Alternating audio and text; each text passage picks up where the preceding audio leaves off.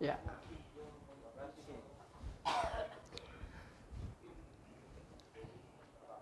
Baik, bismillahirrahmanirrahim. Assalamualaikum warahmatullahi wabarakatuh. Alhamdulillah wa syukurillah wassalatu wassalamu ala rasulillah wa ala alihi wa sahbihi wa man tabi'ahum bi ihsanin ila yaumiddin. Hadirin jamaah tarawih Masjid An-Ni'mah Miles 38 Timika, Freeport, Indonesia yang saya muliakan. Marilah kita senantiasa bersyukur atas segala nikmat yang Allah berikan kepada kita. Dan sebenarnya Allah itu tidak pernah berhenti memberikan nikmat. Sejak kita lahir di dunia sampai kita meninggalkan dunia ini, sedetik pun Allah tidak pernah berhenti memberikan nikmat. Allah kasih nikmat seterusnya. Karena Allah terus memberikan nikmat, mestinya kita juga terus bersyukur kepada Allah Subhanahu wa Ta'ala. Karena nikmat ini harus disyukuri dan Allah berikan kita setiap saat, maka setiap saat pun juga kita harus bersyukur kepada Allah Subhanahu wa Ta'ala. Hadirin jamaah tarawih rahimakumullah, saya akan tunjukkan satu nikmat. Nikmat ini tidak pernah berhenti. Dan kalau nikmat ini hilang, habis kehidupan. Inilah yang disebut dengan nikmat oksigen. Atau mungkin lebih tepat kalau saya katakan nikmat udara. Kalau udara ini Pak hilang, jangankan 1 bulan, 1 hari, 10 menit saja ini udara hilang, habis yang namanya manusia. Bahkan ketika saya menyampaikan di hadapan guru besar di Unhas, ada seorang dokter anestesi, dia bilang tidak nak. Itu yang namanya oksigen bukan 10 menit. 3 menit saja ini oksigen berhenti, habis kehidupan. Jadi ini udara ini satu nikmat ini lebih berharga daripada apapun yang kita miliki. Uang yang melimpah tidak ada gunanya, pangkat yang tinggi tidak ada artinya, status sosial yang orang sandar tidak ada manfaatnya kalau Allah cabut satu nikmat ini saja. Tapi Allahu Akbar, Allah terus kasih kita ini nikmat. Bahkan hebatnya lagi bapak-bapak akan duduk, kita semua di sini. Ini kan oksigen ini masuk, keluar. Kita pun juga ketika tidur, nggak ada lagi pikiran, ini pun juga oksigen tetap masuk dan keluar. Pertanyaannya adalah, atas perintah siapa ini oksigen keluar masuk dan siapa yang ngatur? Hadirin sekalian, dunia ilmu pengetahuan sampai sekarang tidak ada yang bisa memberikan penjelasan atas perintah siapa ini udara masuk dan atas perintah siapa ini udara keluar. Hadirin yang mulia, satu-satunya yang memberikan gambaran adalah Al-Quran. Al-Quran katakan tidak akan bergerak sesuatu di dunia ini, angin tidak akan berhembus, pasir tidak akan bergerak, darah tidak akan mengalir, mata tidak akan berkedip kalau Allah tidak mengizinkan.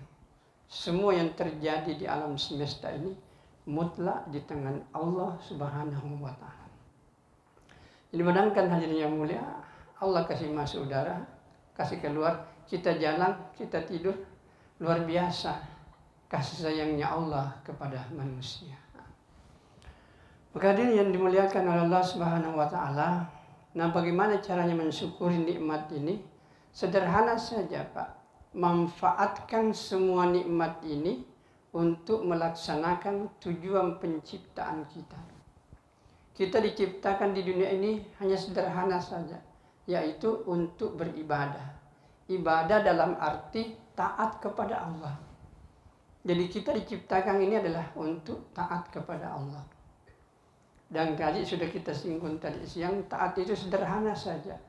Melaksanakan perintah, meninggalkan larangan.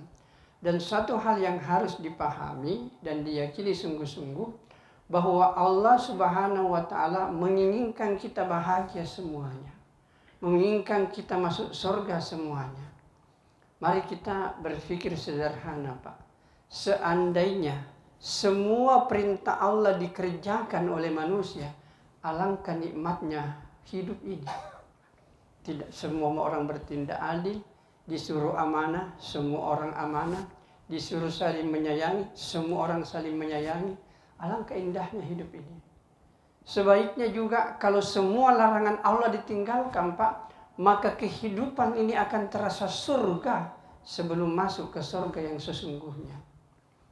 Apa kita membayangkan kalau suatu masyarakat di situ tidak ada orang berbohong, tidak ada orang mencuri, tidak ada orang merampok, tidak ada orang minum khamar, tidak ada orang berjudi, tidak ada orang berzina. Kira-kira kalau kita hidup di masyarakat yang seperti ini, kira-kira masyarakat bagaimana rasanya, Pak, itu? Maka masyarakat itu akan terasa nikmat, Pak. Semua perintah Allah dikerjakan, semua larangan Allah ditinggalkan, maka kehidupan seperti ini adalah kehidupan surga sebelum masuk ke surga yang sesungguhnya. Itulah agama, Pak. Jadi agama ini kalau diterapkan kita sendiri yang bahagia. Dan Allah memberikan kepada kita agama adalah untuk kita saja. Hadirin yang mulia, saya hanya kasih ilustrasi sederhana supaya kita betul-betul mau taat kepada Allah. Kira-kira bapak-bapak, taruhlah kalau di Freeport ini ada orang kaya kasih kita tanah, Pak, 1 hektar. Kira-kira gembira enggak? Pasti kita gembira. Kemudian di tengah-tengahnya dia bangun suatu bangunan yang indah dan dia bilang, ini rumah saya kasih gratis. Ini pun juga tanah 1 hektar saya kasih gratis. Saya tambah lagi, setiap bulan saya akan kasih 25 juta. Kira-kira gembira nggak, Pak? Kasih tanah, kasih uang, kasih rumah. Cuma satu yang saya minta. Tidak banyak yang saya minta. Di belakang rumah kamu itu banyak bibit-bibit tanaman. Kau tanamlah di sekitar rumah kamu ini. Ada pohon mangga, ada pohon langsat, ada pohon durian, ada pohon rambutan. Kau tanamlah di sekitar rumah kamu itu. Dan suatu saat nanti, kalau pohon itu berbuah, hasilnya semuanya untuk kamu. Kira-kira kita mau tanam, Pak? Saya yakin keterlaluan kalau tidak tanam, Pak. Sudah dikasih tanah, dikasih rumah mewah, dikasih lagi uang 25 juta, hanya disuruh tanam itu pohon, dan dia bilang kalau semuanya berbuah dan berhasil untuk kamu juga, bukan untuk saya. Tentu akal kita mengatakan keterlaluan kalau orang itu tidak tanam itu pohon-pohon. Mari kita lihat kepada Allah Subhanahu wa taala. Semua yang kita makan, Pak, siapa yang ciptakan? Allah yang ciptakan. Bahkan kalau kita lihat itu menanam padi atau menanam pohon, dan kalau itu berbuah, Pak, siapa yang kasih buah? Allah katakan dalam Al-Quran, kalau engkau menanam sesuatu, tiap tatap yang kau tanam, siapa yang tumbuhkan? Kau yang tumbuhkan atau aku yang tumbuhkan? Kau yang kasih buah atau aku yang kasih buah, kata Allah. Tentu kita mengatakan, Pak, Allah semua. Seandainya bukan karena Allah, Pak, maka tidak ada lagi yang namanya gagal. Tidak ada petani yang menginginkan pertaniannya gagal. Tapi kadang-kadang gagal. Berarti bukan dia menentukan. Yang menentukan adalah Allah Subhanahu wa ta'ala. Demikian juga yang kita minum, Pak. Air ini, bahkan kemarin itu, karena selalu hujan di Timika, Pak. Tiap hari hujan. Saya bilang, itu air yang di awang-awang itu kan bertontong itu, Pak, beratnya itu. Beribu-ribu ton itu beratnya itu air. Dan siapa yang tahan di atas itu tidak jatuh. Dan kalau Allah jatuhkan, itu dicicil, Pak, setetes demi setetes. Bayangkan kalau air yang 1000 ton itu langsung sekaligus jatuh, Pak. Habis Timika. Ya. Tapi Allah kasih turun satu persatu. Hadirin yang mulia, siapa yang turunkan demikian? Allah Subhanahu wa ta'ala. Yang kita makan Allah berikan, yang kita minum Allah kasih, udara Allah gratiskan, kita sehat walafiat, Pak. Siapa yang kasih sehat? Allah Subhanahu wa ta'ala. Jadi semua ini adalah pemberian Allah. Nah sekarang apa yang Allah minta? Yang Allah minta hanya satu saja. Wahai hambaku, Kau beribadahlah kepadaku, laksanakan perintahku, tinggalkan laranganku. Dan kalau kau kerjakan perintahku, itu ada pahalanya. Pahalanya itu bukan untuk saya, pahalanya itu adalah untuk kamu. Pertanyaannya Pak, keterlaluan nggak manusia kalau tidak beribadah? Sangat luar biasa keterlaluannya Pak. Makanannya Allah kasih, minumannya Allah kasih, udara Allah kasih gratis, Allah kasih sehat, disuruh saja sholat. Dan sholat itu ada pahalanya. Pahalanya itu bukan untuk Allah, untuk diri kita sendiri.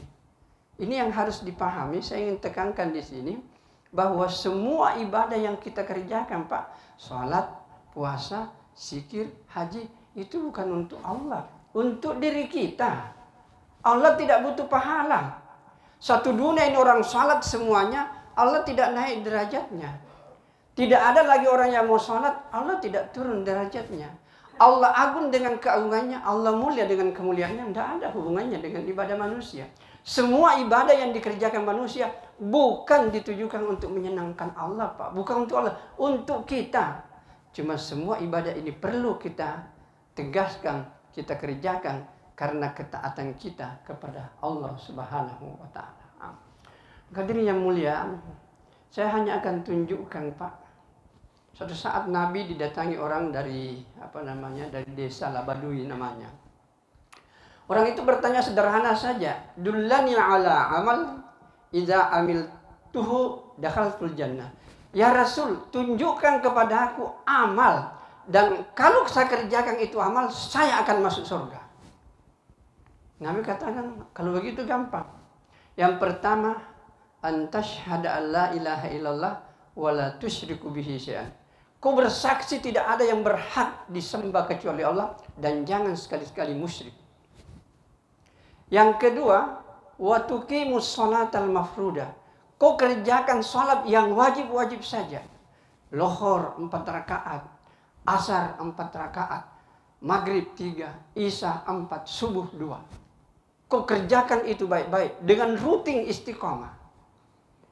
Kemudian watasuma ramadana, kau puasa hanya bulan Ramadan saja, yang wajib-wajib bulan Ramadan ini. Yang ketiga, yang keempat, kamu watu'addiz zakah, engkau keluarkan zakat. Itu saja kau lakukan baik-baik. Pelihara salat yang wajib, puasa pada bulan Ramadan, tegak tunaikan zakat, dan perbaiki syahadat, jangan musyrik kepada Allah, maka engkau akan masuk surga. Langsung dia bersumpah di hadapan Allah, di hadapan Nabi, ya Rasul, mulai detik ini jiwa saya ada di tangan Allah. Saya akan mengerjakan agama seperti itu saja. Saya tidak akan menambah dan tidak akan mengurangi. Kemudian orang itu pergi meninggalkan Nabi. Setelah orang itu pergi, Rasulullah Shallallahu Alaihi Wasallam menjelaskan, wahai sahabatku, maukah engkau melihat penduduk surga? Lihatlah orang ini. Padahal yang ditunjukkan Nabi sederhana Pak. Sholat wajib, puasa wajib, kemudian zakat, dan jangan musyrik. Nah Bapak-bapak, kalau amal ini betul-betul dipelihara dengan rutin, maka insya Allah sekalipun sederhana, sedikit saja, tapi rutin kita kerjakan, Allah insya Allah memasukkan kita ke dalam surga. Maka ini yang dimuliakan oleh Allah Subhanahu wa taala. Mungkin kita ini dalam kesibukan Pak, terlalu banyak kesibukan. Tolong ini dipelihara, ini salat. Jangan sampai tidak dikerjakan. Apalagi yang namanya dengan berjamaah. Paksa-paksalah sedikit diri kita untuk berjamaah. Sebab kenapa? Kalau kita mengerjakan ini salat berjamaah 5 kali sehari semalam Pak. Lohor berjamaah, asar berjamaah, maghrib, isya, subuh. Orang yang menjaga sholatnya ini berjamaah, di akhirat nanti Pak, tidak akan diperiksa, akan masuk surga dengan tersenyum-senyum. Ketika dunia ini dikiamatkan, kemudian dibangkitkan kembali, terdengar pengumuman. Wahai orang-orang yang menjaga sholatnya dengan berjamaah, sekarang pintu surga terbuka. Masuklah ke dalam surga dengan tersenyum-senyum. Mereka yang menjaga sholatnya masuk surga Pak, tanpa hisab. Nanti setelah mereka masuk surga, barulah hisab dimulai. Begitu hebatnya kita menjaga salat berjamaah. Hadirin yang dimuliakan oleh Allah Subhanahu wa taala, mudah-mudahan Allah memberkati kita dan memberikan kekuatan iman kepada kita untuk menjaga ini salat ini dengan berjamaah. Dan tadi siang saya katakan ada dua. Salat pelihara baik-baik, yang kedua jangan ada dusta di antara kita. Itu saja, pegang kuat-kuat. Tegakkan salat, puasa Ramadan, tunaikan zakat, perbaiki syahadat, jangan ada dusta di antara kita. Insya Allah masuk surga dengan selamat. Mudah-mudahan Allah memberkati kita semua. Baik, kita tutup dengan doa kepada majelis. Subhanallah wa bihamdihi, subhanakallahumma bihamdika, asyhadu an la ilaha illa anta, astaghfiruka wa atubu ilaik. Wassalamualaikum warahmatullahi wabarakatuh. Sallu sunnata tarawih raka'ataini jami'an rahimakumullah.